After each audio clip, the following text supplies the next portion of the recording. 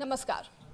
ज़्यादा वक्त ज़ाया ना करते हुए शुरुआत करेंगे इस पॉडकास्ट की और बात करेंगे, चर्चा करेंगे उस विषय पर जिसकी चर्चा पूरे देश में ही हो रही है। देश नहीं, हर जगह हो रही है। बिहार में भी हाल ही में चुनाव हुए हैं और नतीजे आए हैं और नतीजे कुछ ऐसे आए हैं कि इस पर चर्चा होना भी बेहद ज़रूरी है। तो आज मेरे साथ मौजूद हैं मेरे सहयोगी अंकुर त्यागी। उनके साथ हम चर्चा करेंगे और किस तरीके से इस बार ऐतिहासिक जीत कहेंगे हम एनडीए की बिहार में हुई है। 202 सीटों पर 243 में से अगर 202 सीटें आई हैं एनडीए के पास तो ये ऐतिहासिक जीत ही है। बीजेपी ने भी इस बार काफ़ी ज़्यादा बहुमत से जीत हासिल की है। जनसुराज पार्टी जो कि उम्मीद लगाई हुई थी कि इस बार 1 या 2 या 3 या कुछ तो सीटें वो जीतेंगी। हालांकि प्रशांत किशोर की उम्मीदें कुछ ज़्यादा थी, लेकिन बाकी सब उम्मीद लगा रहे थे कि कुछ तो सीटें वो भी जीतेंगे। और वहीं महागठबंधन की अगर बात करें तो कयास तो ये भी थे कि वो भी टक्कर की इस बार चुनाव जो है लड़ी है, टक्कर उन्होंने भी देंगे और टक्कर वो देंगे ऐसा हम सभी कयास लगा रहे थे। और जो एग्जिट पोल की बात करें उसमें भी कुछ ऐसा ही सामने भी आया था। लेकिन जब नतीजे आए हैं अंकुर, तो उसे देखकर हर कोई शौक में है कि आखिरकार ऐसा हुआ क्या कि एनडीए, खासतौर पर अगर बीजेपी की भी बात करें, कि इतनी ज़्यादा बहुमत के साथ बिहार में उन्होंने जीत हासिल की है। क्या वो एक फैक्टर हो सकता है ऐसा जिसमें कांग्रेस पीछे रह गई और आरजेडी पीछे रह गई और प्रशांत किशोर जिन्होंने 2 साल तक पदयात्रा की है, प्रशांत किशोर की पार्टी पीछे रह गई, बल्कि ज़ीरो उन्हें सीट ही नहीं मिली, शून्य पर वो आ गए हैं। क्या वो फैक्टर हो सकता है जिस पर बीजेपी ने बाजी मार ली या एनडीए ने बाजी मार ली? देखिए चित्रा, अगर हम बिहार चुनाव का एक एनालिसिस करें तो उसके कई आयाम हैं। वो एनालिसिस ऐसे नहीं हो सकता कि हम कोई एक फैक्टर को जिम्मेदार माने।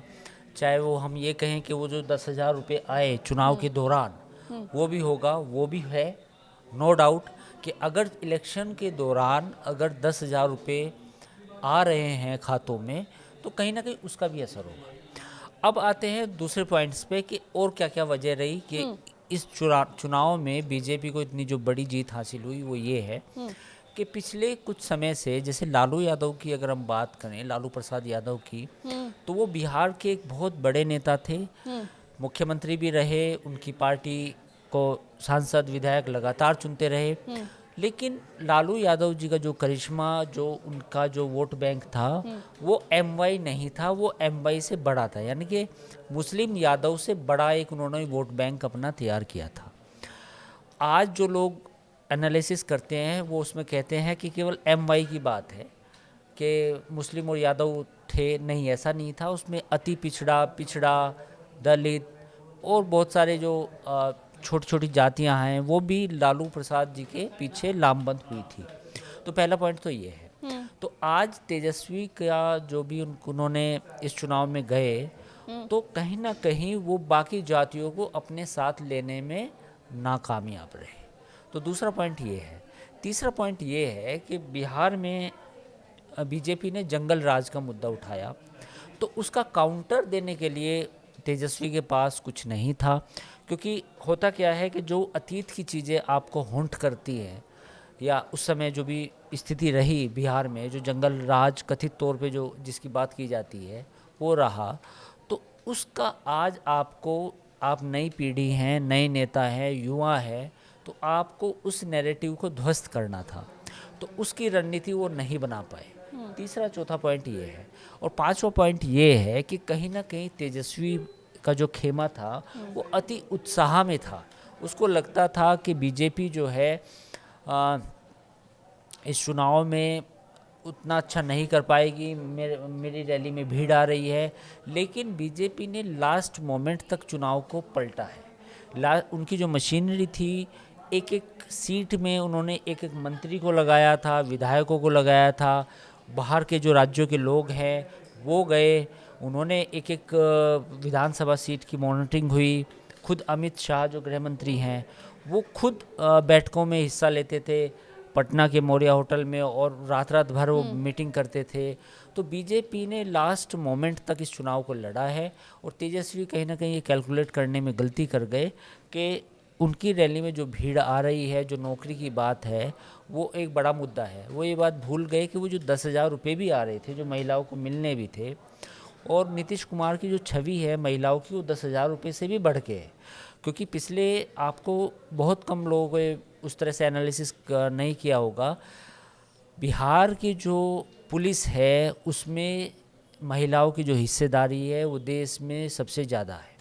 यानी कि महिलाओं को लेके नीतीश कुमार के प्रति जो उनका एक रुझान है वो पहले से रहा है, वो अब का नहीं है कि हम केवल ये भी बात कहें कि 10,000 आए, डेफिनेटली उसका इम्पैक्ट हुआ, नो डाउट। लेकिन वो जो पुलिस भर्ती में उनको रिजर्वेशन मिला, सीटें महिलाओं के लिए आरक्षित की गई, फिर वो जो टीचर्स की वैकेंसी आई वो, फिर जो शराबबंदी हुई और फिर जो लॉ एंड ऑर्डर जो बेटर हुआ, उसका भी कहीं ना कहीं नीतीश कुमार को बेनिफिट मिला है।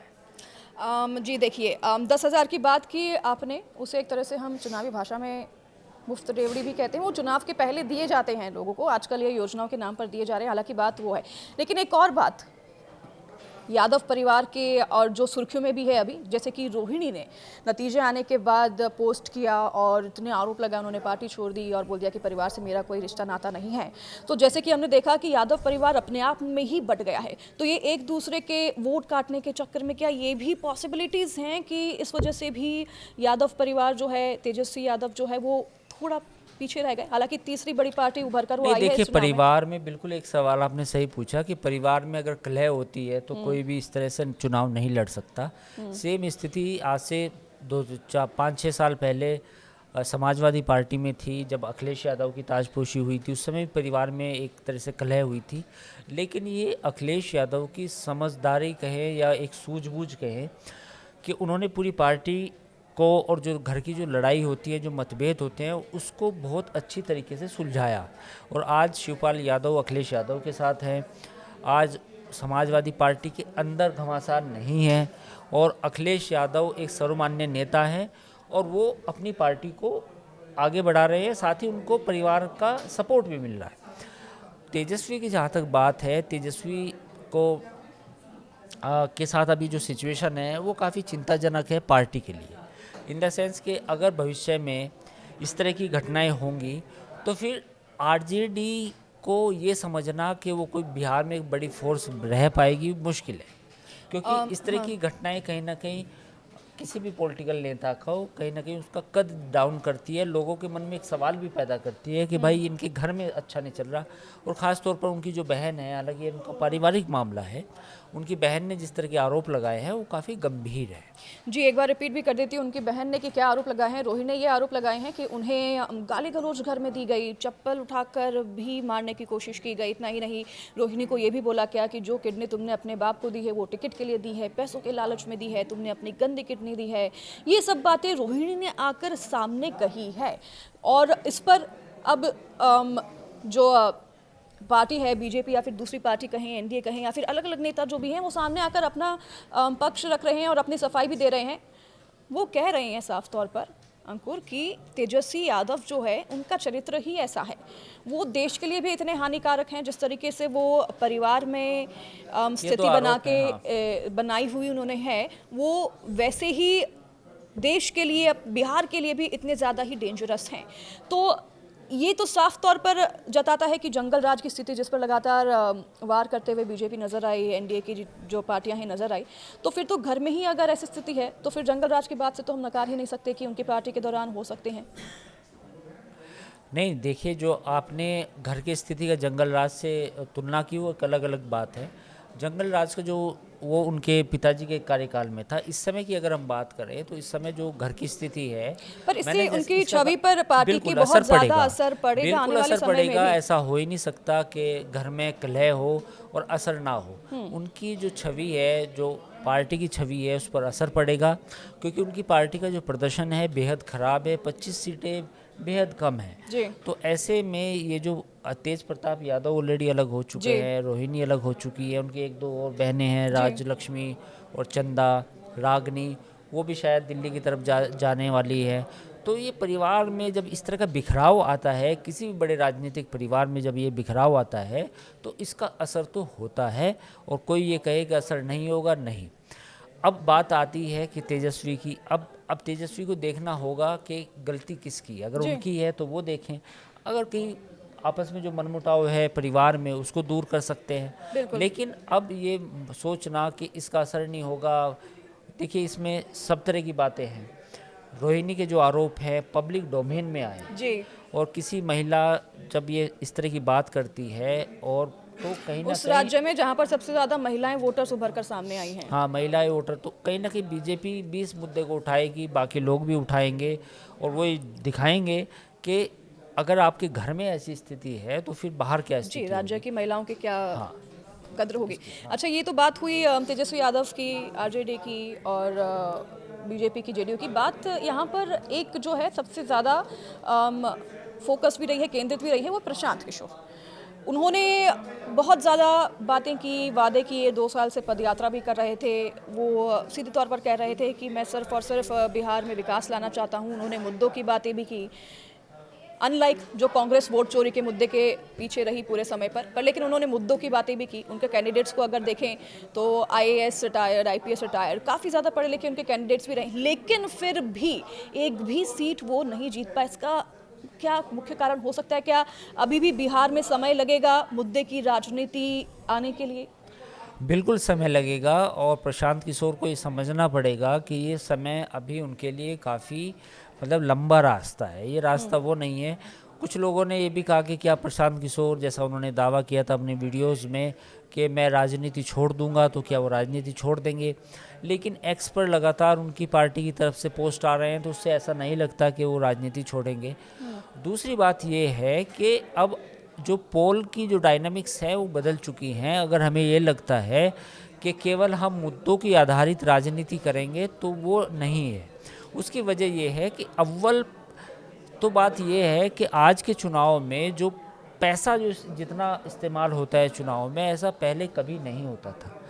20 साल पहले या 15 साल पहले या 30 साल पहले जब चुनाव होते थे तो उसमें इतने धन का प्रयोग नहीं होता था, इतनी फ्री स्कीमें नहीं थी। तो जन स्वराज के पास पहला चुनाव था, उनके पास लोगों को देने के लिए कुछ नहीं था, उनकी जेब में डालने के लिए कुछ नहीं था।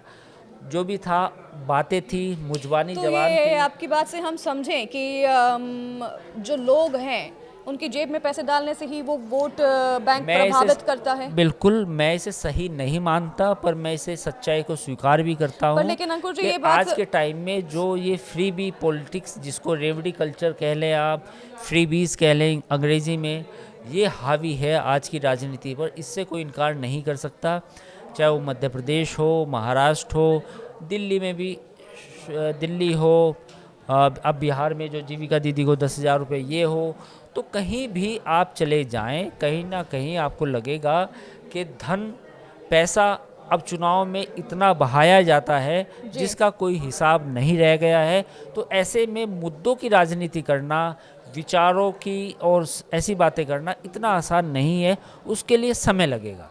तो ये हम साफ तौर पर समझें कि जीत 10,000 रुपयों की हुई है, जीत रेवड़ी की हुई है। मैंने वीडियो के और पहले शुरुआत में भी कहा कि वो वन ऑफ द फैक्टर है। हाँ। I am not saying that it is a sole factor जिसने चुनाव को प्रभावित किया, लेकिन जी हाँ, 10,000 रुपये जी। अकाउंट में जो आए, चुनाव के पहले आए और चुनाव के दौरान आए, उसने बड़ा असर डाला। 75 लाख महिलाओं के अकाउंट में सीधे तौर पर ट्रांसफर किए गए हैं 10,000 रुपये बिहार चुनाव के पहले। आप सभी को बता दें, कांग्रेस को काफ़ी कम सीटें मिली, एआईएमआईएम से भी कम सीट। एआईएमआईएम हैदराबाद की पार्टी है, उससे भी कम सीट कांग्रेस को मिली। इतना खराब प्रदर्शन कांग्रेस का आखिरकार क्यों रहा? और क्या इसके बाद अब सोचना चाहिए कांग्रेस को और महागठबंधन के अलग जो दूसरी पार्टी हैं आने वाले चुनाव में भी, कि कितनी सीटें कांग्रेस को देने चाहिए जो चुनाव आने वाले हैं उनमें? देखिए, कांग्रेस को आत्ममंथन खुद करना चाहिए, मैं कोई सलाह देने वाला नहीं हूँ। बट पॉइंट ये है कि जो मुस्लिम बहुल सीटें थी उनमें ज़्यादातर एआईएम का सीटें मिली हैं उनको ज़्यादा, और मैं सीट का नाम भूल रहा हूँ जिस पे करीब मुस्लिम पॉपुलेशन 67% थी, वहाँ पे कांग्रेस जीती है। कांग्रेस का बूथ लेवल पर अब चुनाव बदल चुके हैं। अगर आप सोचते हैं कि रैली से चुनाव जीते जा सकते हैं, बिल्कुल नहीं। आपके पास बूथ लेवल तक के कार्यकर्ता होने चाहिए जिनके साथ कंट्रोल रूम जो होता है किसी भी पार्टी का, उसका संवाद होता है। वो पल पल की उनको बूथ की जानकारी देते हैं, कहाँ कितने वोट पड़े हैं, हमारा कैंडिडेट कमज़ोर है, ताकतवर है, हमारा प्रचार कैसा है। फीडबैक रियल टाइम लिया जाता है। रैलियों का ज़माना चला गया जब गाँव से उठकर लोग जाते थे रैली में शामिल होने के लिए, बस में उनके लिए बसें भेजी जाती थी। गांव के बाहर सड़क पर वो बस लग जाती थी और लोग उस बस में बैठते थे और रैली में घूम के आ जाते थे और ये मान लिया जाता था कि ये फलाना जो नेता है ये इस बार चुनाव जीत जाएगा। अब गेम दूसरा है। अब गेम दूसरा ये है किसके वार्ड में किसके बूथ पर कितने वोट हैं, हमारे कितने हैं, विपक्ष के कितने हैं, उसका एक डेटा निकाला जाता है। अपने लोग कार्यकर्ता हर जगह करे तैयार किए जाते हैं और पूरा एक ज़मीन लेवल पे काम होता है। तो मुझे लगता है कि कांग्रेस को इस तरफ सोचना चाहिए। अच्छा, एक और सवाल पूछना चाहूँगी मैं आपसे कि ऐसा नहीं लगता आपको कि कांग्रेस में जैसे कि राहुल गांधी के अलावा कोई ऐसा चेहरा नहीं रहा जो कि कांग्रेस को वहाँ पर बेहतर तरीके से दर्शा सके? और राहुल गांधी जब वो स्वयं ही पद यात्राएं कर रहे थे और जब वो स्वयं ही बिहार के लिए मुद्दों पर बात कर रहे थे तो वो इलेक्शन आने के दौरान ही गायब हो गए और ऐसा लगता है कि मुद्दा विहीन वो रहे हैं। वोट चोरी की बात वो ऐसे राज्यों में कर रहे हैं जहां पर 40% जो लोग हैं वो वोट देने ही नहीं जाते। तो मुझे नहीं लगता कि बिहार में, आपकी राय भी जानना चाहूँगी, कि वोट चोरी जो है वो मुद्दा होना चाहिए था। इसके अलावा मुद्दे जो हैं ग्राउंड के होने चाहिए थे। क्या ये एक बड़ा फैक्टर हो सकता है? देखिए, वोट चोरी वाला जो मुद्दा था, बिल्कुल ये भी एक मतलब एक पॉइंट है कि शायद वो नहीं चला। दूसरी बात ये है कि जो आप कह रही है कि राहुल गांधी कम आए, बिल्कुल देखिए बीजेपी 24 घंटे काम करती है, यानी कि बीजेपी ना करे तो उसकी मशीनरी काम करती है, उसके रोबोट्स काम करते हैं, उसका सिस्टम काम करता है। रोबोट्स से मेरा मतलब उसके सिस्टम से है। तो जब आपका जो सत्ता पक्ष में जो सरकार है वो इतने 24 घंटे काम करती है तो आपको भी कहीं ना कहीं अपनी जो स्ट्रेटजी है उसको बदलना होगा। आपको कुछ लोग ज़मीन पे उतारने पड़ेंगे जो 24 घंटे काम कर सके। तो यही बात जो मैं पहले कह चुका हूँ आपके साथ पहले डिस्कशन में कि अब के चुनाव में और 20 साल के चुनाव में बड़ा अंतर आ गया है। बिल्कुल, जाने से पहले हालांकि मेरे तर्क अलग हैं। चुनाव में अगर अंतर होता तो इस बार मुझे लगता है प्रशांत किशोर एक सीट तो बिल्कुल जीतते। अगर मुद्दे की बात समझ में आती जनता को तो बिल्कुल जीतती। पर लेकिन बात अभी भी रेवड़ियों की ही हो रही है। बात अभी भी 10,000 रुपये की ही हो रही है जो कि खातों में डायरेक्ट पहुंचाए जा रहे हैं चुनाव से पहले। लेकिन जब चुनाव जीत जाती हैं पार्टियां तो फिर गायब हो जाते हैं पैसे, जो कि स्कीम में वादे भी किए जाते हैं वो नहीं पहुँचते। ये बात भी करनी बेहद ज़रूरी है। जाने से पहले आप जो भी हमारे दर्शक हैं उनको एक सजेशन देना चाहें कि अगर वो वोट देने जा रहे हैं तो क्या देख के सोच समझ के अपने नेता को चुनें? देखिए, कोई भी इलेक्शन होता है तो उसमें डेमोक्रेसी के लिए वोट दिया जाता है। और जो भी अभी फ्रीबीज चल रही है पूरे देश में, जो हमने देखा भी है, महाराष्ट्र के इलेक्शन में देखा, एमपी में, दिल्ली में, बिहार चुनाव में भी, कहीं ना कहीं जो मुख्य मुद्दे हैं वो गौण हो चुके हैं। यानी कि जो आपके रियल इश्यूज़ हैं वो कहीं ना कहीं पीछे चले जाते हैं। और सरकार कोई भी हो, इसमें किसी एक पार्टी जिम्मेदार नहीं है, सारी पॉलिटिकल पार्टी एक तरह से जिम्मेदार हैं कि वो चुनाव से पहले एक स्कीम लेके आती है। वो कहती है कि हम 5,000 रुपये देंगे, हम 10,000 रुपये देंगे। तो मुझे लगता है कि इससे हल नहीं होगा, लोगों को एम्पावरमेंट नहीं होगा। कुछ समय के लिए उनकी जेब में पैसा आएगा जो ज़्यादा उनको बेनिफिट नहीं देगा। तो आपको, मुझे लगता है कि लोगों का जीवन स्तर सुधारने के लिए सरकार को कुछ करना चाहिए और इस पे ज़्यादा ध्यान देना चाहिए। तो लोग, जो भी हमारे दर्शक हैं, उनको साफ तौर पर यही संदेश है कि आप सोच समझकर लॉन्ग टर्म के लिए वोट दीजिए, शॉर्ट टर्म के लिए उन्हें वोट मत दीजिए जो आपको अभी वादे कर रहे हैं, अभी फ्रीबीज दे रहे हैं, क्योंकि ये फ्रीबीज जीवन भर काम नहीं आएगी। पर लेकिन अगर आपके राज्य में बेहतर सुविधाएं होंगी, बेहतर इंफ्रास्ट्रक्चर होंगे, बेहतर लॉ एनफोर्समेंट होंगे तो आप खुद ही सक्षम होंगे, इतने कारगर बनेंगे, आपके पास जॉब होगी तो, कि आप फ्रीबीज का इंतज़ार नहीं करेंगे चुनाव आने के लिए। तो बहुत बहुत धन्यवाद हमारे साथ आज चर्चा में शामिल होने के लिए और इस पॉडकास्ट में